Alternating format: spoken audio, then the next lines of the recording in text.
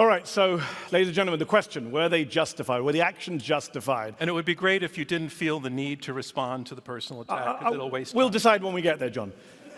Were they justified? No, obviously not. Of course not. October the 7th, I think we can all agree, was a crime, a war crime, right? We can all agree on that. And taking hostages is a war crime. And those hostages should be released.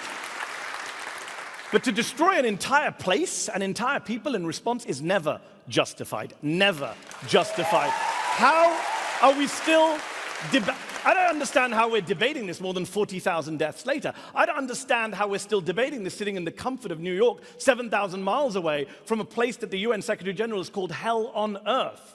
Justified? Justified?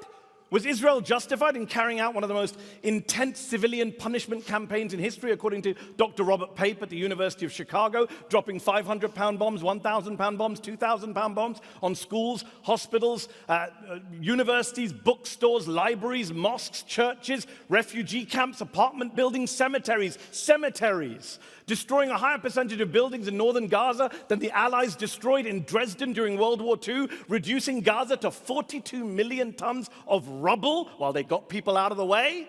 How is that justified?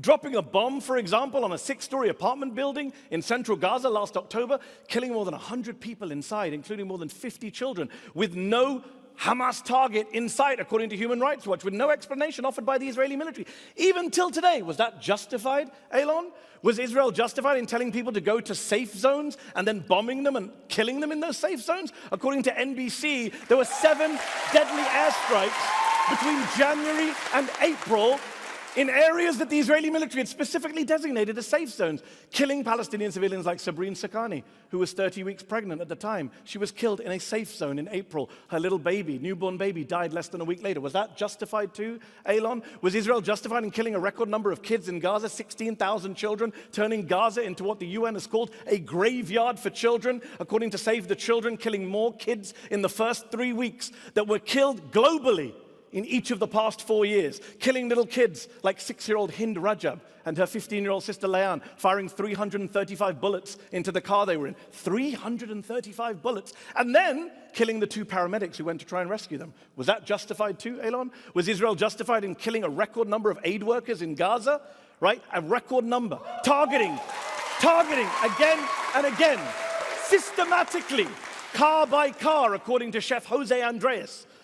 A specifically, explicitly marked World Central Kitchen aid convoy killing 7 aid workers in the process. Was that justified? Was Israel justified in starving the people of Gaza, using food and water as a weapon of war, to quote both the EU and Oxfam? Was Israel justified in blocking aid trucks from going into Gaza simply because they carry things like crutches, nail clippers, and even chocolate croissants, according to the Washington Post? Was Israel justified in raping, sodomizing Palestinian detainees who were charged with no crimes whatsoever? Putting hot rods up their rectums, amputating their limbs, according to CNN and the New York Times. Was that rape and torture justified, Alon? Israel, according to the ICC chief prosecutor, who put out a statement calling for the arrest of Elon's former boss, Benjamin Netanyahu, said that Israel may have military goals, legitimate goals, but the way they're carried out, killing innocent people, starving people, is criminal, he said. Criminal, think about that.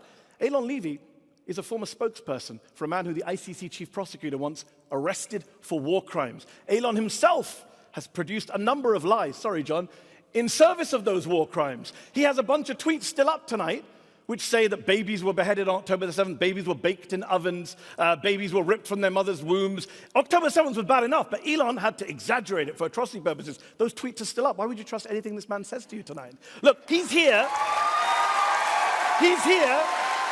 to gaslight you, to defend the indefensible, to excuse the inexcusable, to justify the unjustifiable, but you don't need to.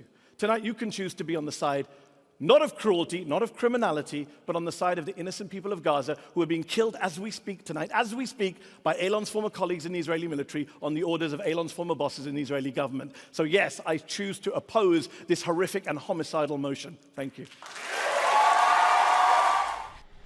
Did you like this video? Don't forget to subscribe to this YouTube channel and turn on notifications.